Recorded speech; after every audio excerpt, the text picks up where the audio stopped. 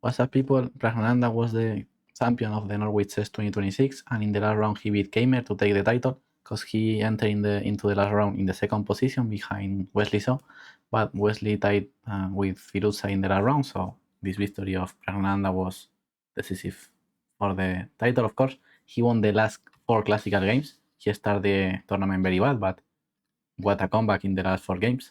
So okay, let's analyze the game. Pragg opened with d4, knight f6, c4, e6, knight f3, and d5. And here Pragg decided to play a quiet game, trying to play in a positional style with e3. And now, after knight c3, he take a cashback extractor, and with the bishop inside. Okay, according to the machine, there is no advantage, it's completely equal now. But okay, this is interesting to play because keeps all the pieces over the board, just one pawn are traded. So it's interesting to keep the fight alive. Here, Kamer played knight c6. It's not my favorite move. I prefer the knight on d7 or on a8. Or on a6, sorry. And in another video, I explained that when we have many pieces to be developed, but we have some pieces who we completely know where are going to go, and we have another piece who is not clear, the best square is better to develop first the pieces that we have clear where is the best place. For example, we have 100% clear that the rook should go to e8. For example, h3, and we completely know that the bishop should go to d6. Not completely know, but it's more or less clear. And now, okay, now you can say that now we can develop the knight to c6, but the best plan in the position here is c6. Because, okay, if not, we want to play queen e7 to cover b5, but knight b5 could came. So for that reason, we play c6 first, defending d5, defending b5, and after queen c2, queen e7. And the plan of both sides is in general control the e4 square. Black should take the control of this square and not allow white to play e4. And one day he can play knight e4. So the key of the position is the control of the e4 square. For that reason, the best white move is knight e2. Again, still trying to take the control of the e4 square. And here knight h6. But the important thing of this position is that now the knight is flexible. The knight can go over to d7 or to a6, depending of what white makes. For example, knight e2 is the best move, and here the knight goes to a6, a3, knight c7, rook e1, and h6. This is the best setup for both players, and so if you play this type of structures with the bishop inside on c1, know that this is the best setup for both sides. Okay, instead of knight e2 here, we have other moves, but they are bad. For example, rook e1, who could look normal, just knight e4. Here black is better. And if you develop the bishop to b2 now, knight e4, and black is better too. So I don't really like the move knight c6 by Vincent Kamer. And here, okay, Pragg made the normal move, h3, avoiding bishop g4. Bishop d6, good move, improving the bishop, sword castle, rook e8, rook e1, h6, and now good move by Pragg, a3, followed by b4 and bishop b2. And here we reach a key moment where Praggnanadha stopped to think, and because this is not a easy position, because white have all his minor pieces developed, the rook, black have all the minor pieces developed too. So now it's moment for make something with white. We should take some care, because black is coming with bishop h3 in some lines, and because okay, black have all his pieces attacking the white king, so we should be care and find a good plan to follow with white. I analyze many moves. For example, bishop f1 is a good possibility. Just defending the king side is maybe the most solid option. Just keeping the equal and just defending the bishop h3 ideas. For example, bishop f5. I forget to say that here the black plan is bishop f5. That's the black idea. If it was the black turn, black want to play bishop f5, trying to trade these bishops, or at least placing the bishop in the long diagonal. So bishop f5 is the black plan. So for example, bishop f1 could be a possibility, just preventing bishop f5 and bishop h3, knight e4, knight a4, placing the knight on c5. This is interesting. Okay, this could be a possibility. Or bishop f5 here is playable too, of course. For example, if white plays a normal move as rook c1, here bishop f5 is coming. That's the problem. And if we take queen takes and black is slightly better, we can just take out the bishop and the position remains being equal. And here white have this extra tactic of knight d5 and e4. But okay, entering all of this complicated play, but who ends in a draw. e4 is another move who, okay, makes, after all the trades, the position is equal. So e4 is another different move to equalize the position.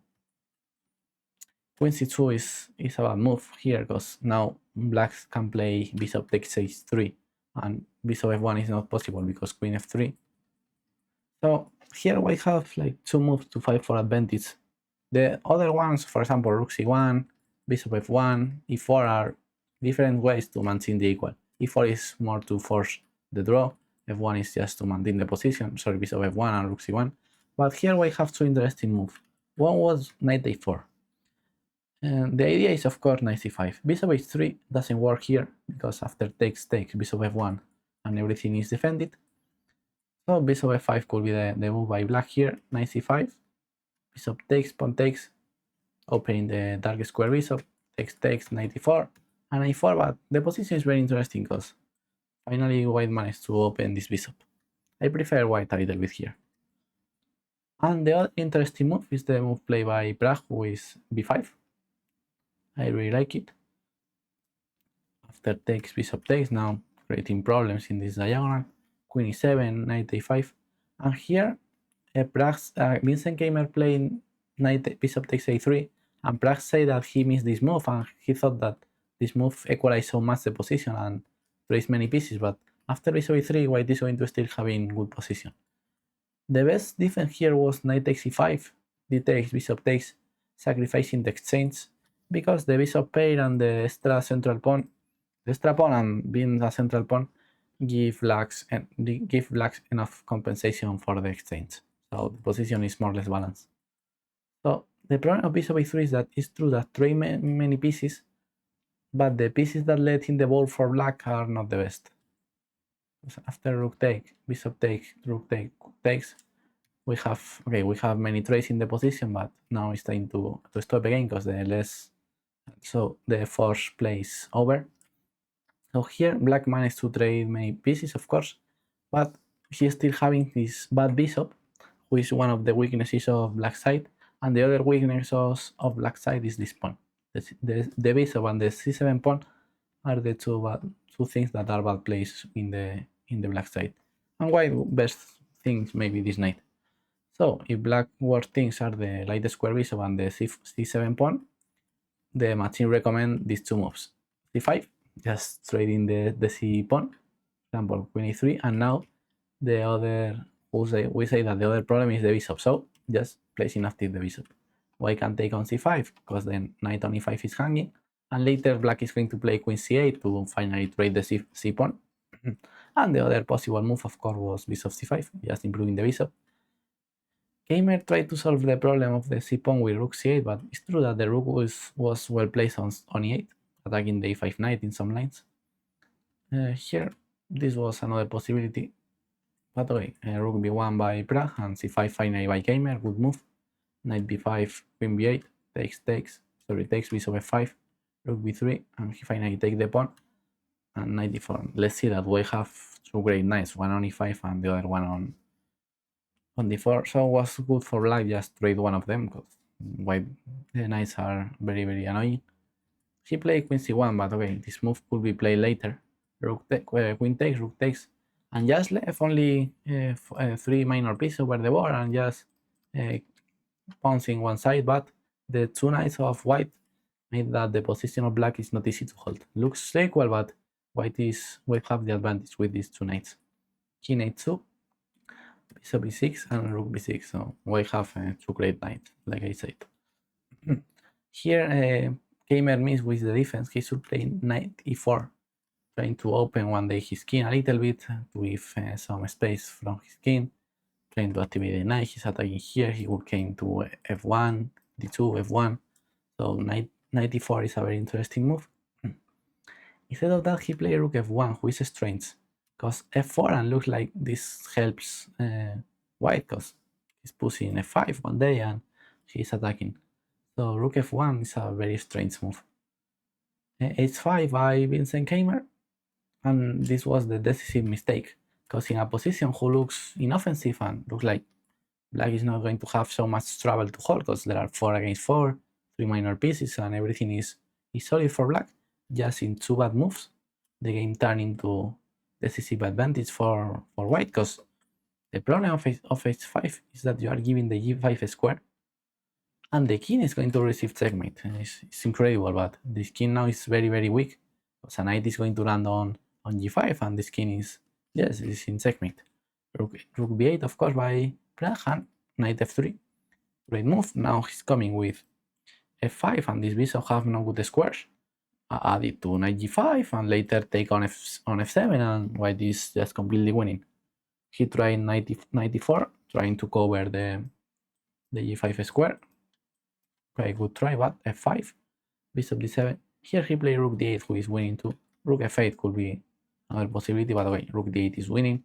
Bishop a4, and now let's see that this bishop is completely out of the defense of the king. And the rook is not making so much, of course. Knight e5, going for the f7 pawn. And white can move, because there's knight here, and there is checkmate on h8. Or knight g6, maybe. Yeah, I prefer knight here. And if the king tries to escape, now we say no, knight e6. No, knight e6 no, because we are hanging the here h4.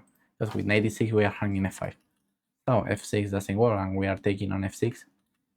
d5 doesn't work too, because just knight takes f7. And gamer tried g6, but doesn't work too, just rook f8. Pawn takes, and knight e6, winning the exchange and the game. So great game to Pragg, who takes the title of the Norway chess. So congratulations to Pragg for his great comeback, winning the last 4 games. And this was the last round of the tournament. So let's see what's coming in the next tournament. Bye bye.